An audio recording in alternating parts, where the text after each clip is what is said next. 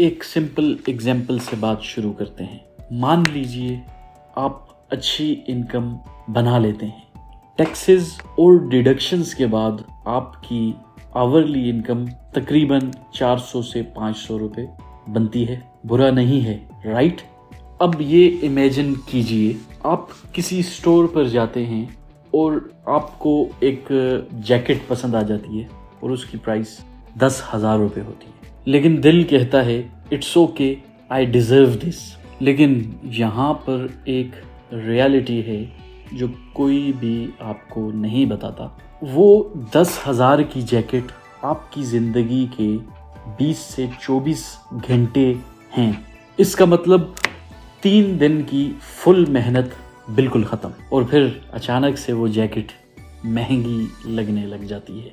अब बात करें वो 100 या 200 रुपए की चाय जो आप रोज़ ऑफिस में मंगवा कर पीते हैं या ब्रेक्स में पीते हैं, उस 200 रुपए को आप वर्किंग डेज से मल्टीप्लाई करें जो कि 22 बनते हैं अगर के सैटरडे संडे आपका ऑफ है, तो ये भी आपकी 1 से 1.5 दिन के इक्विवेलेंट बनता है।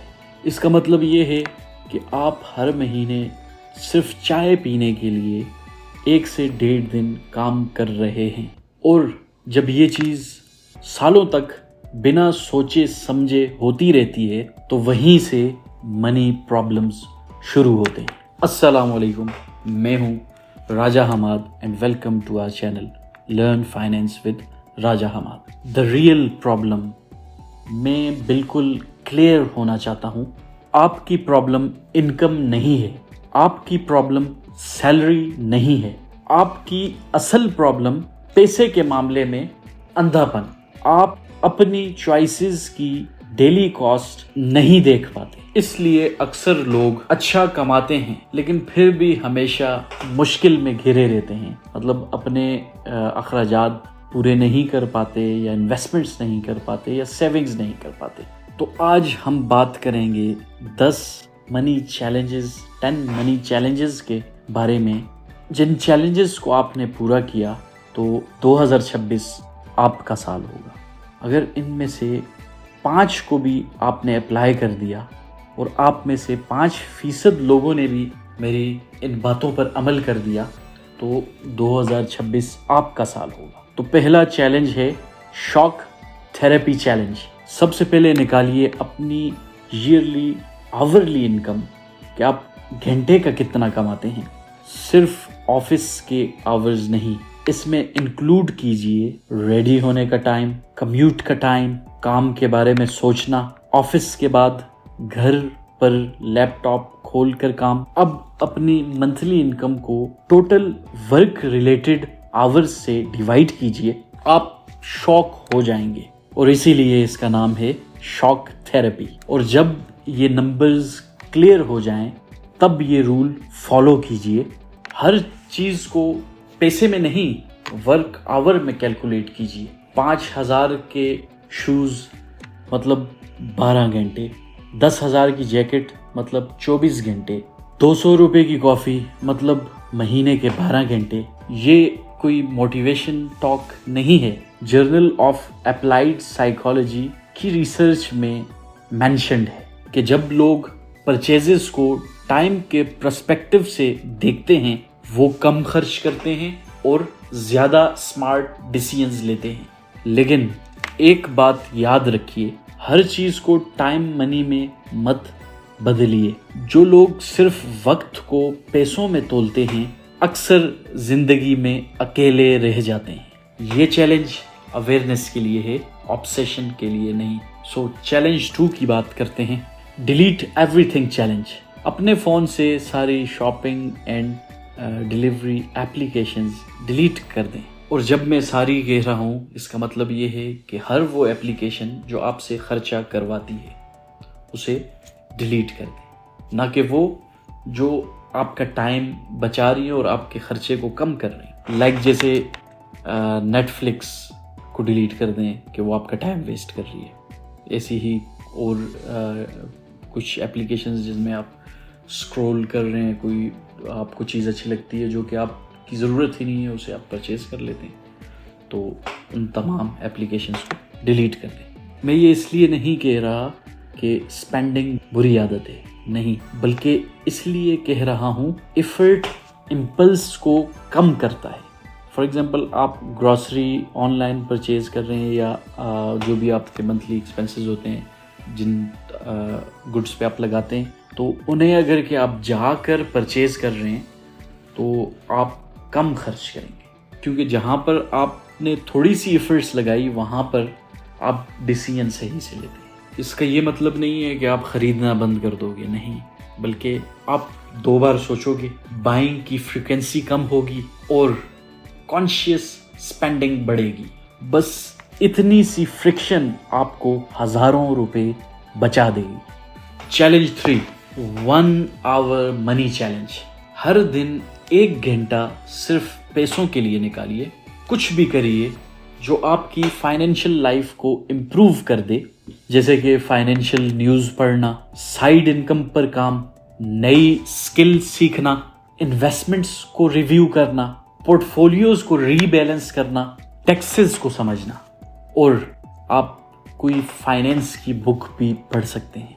याद रखिए, मुझे फ़र्क नहीं पड़ता आप क्या करते हो, लेकिन बस रोज़ 1 घंटा डेडिकेटेड रहो किसी स्किल के लिए, इनकम के लिए, स्मार्टर मनी डिसीजंस के लिए। ये एक अकेली हैबिट आपका फ्यूचर चेंज कर सकती है। सो चैलेंज 4 की बात करते हैं, अनकंफर्टेबल पोर्टफोलियो चैलेंज। सबसे पहले समझिए आपकी पर्सनल इन्फ्लेशन क्या है। गवर्नमेंट के इन्फ्लेशन नंबर्स आम पब्लिक इंडिविजुअल लोगों के लिए बेकार होते हैं। आपकी इन्फ्लेशन डिपेंड करती है education, rent, travel, food choices and lifestyle. अब खुद से ऑनेस्टली सवाल कीजिए, क्या आपकी इन्वेस्टमेंट्स इस इन्फ्लेशन को बीट कर रही है? अगर नहीं, तो चाहे आप कितनी भी मेहनत क्यों ना कर लें, आपका पैसा ग्रेजुअली अपनी वैल्यू खो रहा है। स्मार्ट डाइवर्सिफिकेशन रखिए, कुछ डेट फंड, सिर्फ एफडी नहीं, डायरेक्ट सकूक में इन्वेस्ट कर सकते हैं, इस्लामिक साइड, गोल्ड में, इंडेक्स फंड में, छोटी और बड़ी दोनों कंपनीज में, कंट्रोल्ड रिस्क के साथ। मेरी इन्वेस्टमेंट स्ट्रेटजी पे वीडियो देखेंगे तो वहाँ आपको ये चीज़ इजीली समझ आ जाएगी कि कैसे रिस्क को कंट्रोल करना और किस तरह से आप मतलब इस चीज़ को मैनेज कर सकते हैं। अदरवाइज़ अगर कि आप खुद नहीं कर सकते तो आप हमसे कांटेक्ट कर सकते हैं, हम आपके लिए पोर्टफोलियो डिज़ाइन कर सकते हैं। तो आप कमेंट सेक्शन में हमें इस पर मैसेज भी कर सकते हैं। और आप हाई रिस्क एसेट्स में भी थोड़ा सा एक्सपोजर ले सकते हैं अगर कि ये आपके लिए सूटेबल हो, क्योंकि वहाँ पर रिटर्न्स भी हाई होते हैं, आप वो रिटर्न अचीव कर पाते हैं जो आपके इन्फ्लेशन को ईजिली बीट कर सकता है, जो रियल लाइफ इन्फ्लेशन है। और याद रखें, आपका पैसा आपसे ज़्यादा मेहनत करे। चैलेंज 5 की बात करते हैं, पब्लिक अकाउंटेबिलिटी चैलेंज।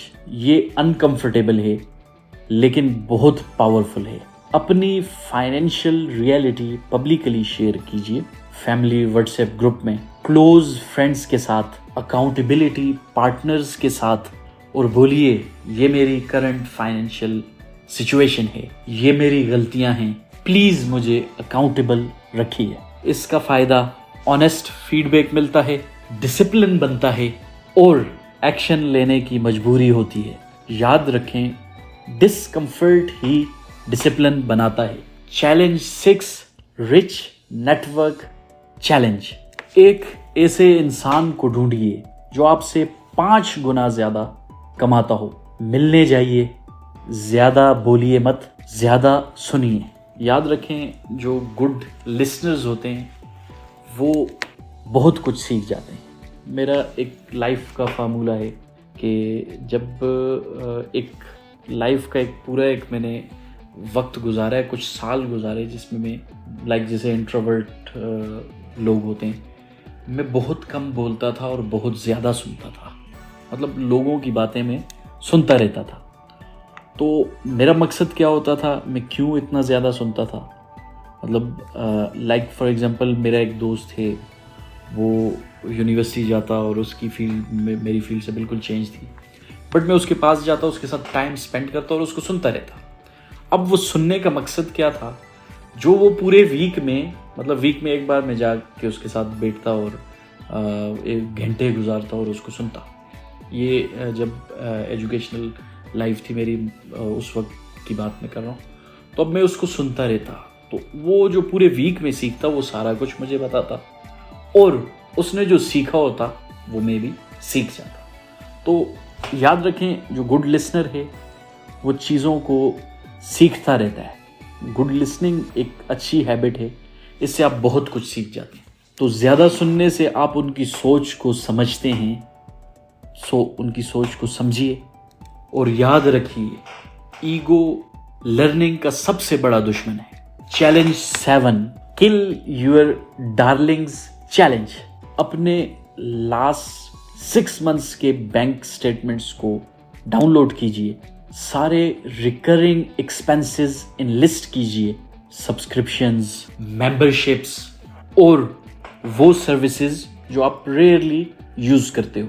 खुद से एक सिंपल सवाल पूछिए कि मैंने इसे लास्ट टाइम कब यूज किया। आप हैरान हो जाओगे कितना पैसा चुपचाप लीक हो रहा है।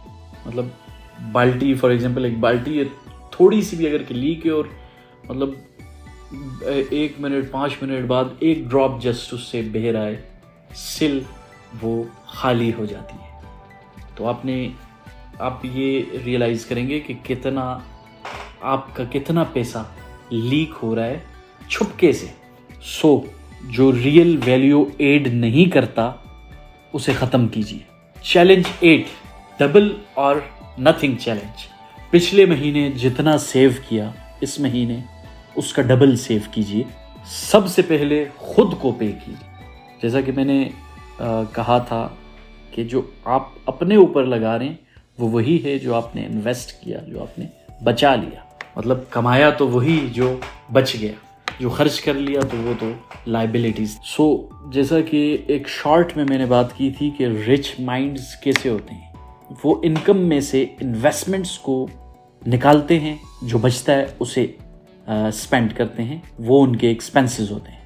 और गरीबों का माइंडसेट इनकम आते ही पहले एक्सपेंसेस को निकालते हैं, देन जो बचता है उसे सेव या इन्वेस्ट करते हैं। याद रखें, डिफरेंस सिर्फ सोच का है, लेकिन रिजल्ट पूरी जिंदगी का होता है। Challenge 9, the 60 hour rule. अगर कोई भी चीज़ आपकी मंथली इनकम के 10% से महंगी हो, उसे खरीदने से पहले 60 घंटे वेट करें। अर्जेंसी ख़त्म हो जाती है और क्लैरिटी आ जाती है। कोई भी मतलब ऐसा डिसीजन जो है उसको लेने से पहले कुछ टाइम उसको होल्ड कीजिए, कुछ वक्त उसे सोचिए, उसे समझिए कि ये मैं लाइबिलिटी परचेज कर रहा हूँ अपने लिए या ये मेरा एसेट बनेगा। अगर कि एसेट बन रहा है फिर तो आप क्विक डिसीजन ले सकते हैं, अदरवाइज लाइबिलिटी है तो उसके लिए एटलीस्ट 60 आवर्स आपने वेट करना है। क्योंकि ज़्यादातर परचेजेस इस वेट को, इस इंतज़ार को सरवाइव ही नहीं कर पाती। Challenge 10, reserve budget challenge.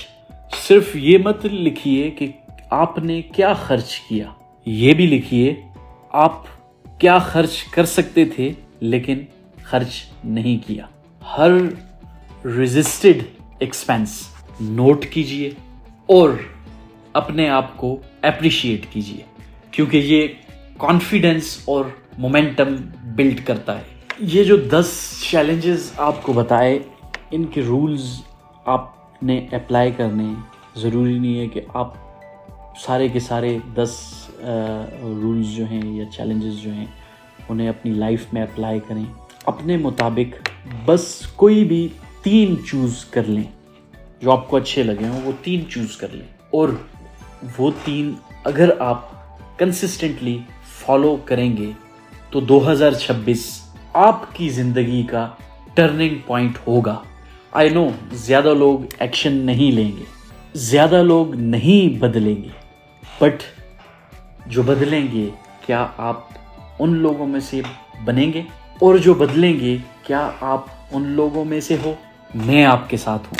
सो अगर आपको मेरी ये वीडियो अच्छी लगी हो तो वीडियो को लाइक कीजिए। अगर आप 3 या 5 या पूरे 10 चैलेंजेस को अप्लाई करने वाले हो अपनी लाइफ में तो कमेंट में ज़रूर मेंशन कीजिए उन चैलेंजेस को जो आप अप्लाई करेंगे, 2026 में अप्लाई करने वाले हो। और हमारे चैनल को, हमारे नहीं अपने चैनल को सब्सक्राइब ज़रूर कीजिए एंड बेल आइकन को भी दबा दीजिए ताकि आपसे कोई वीडियो मिस ना हो सके।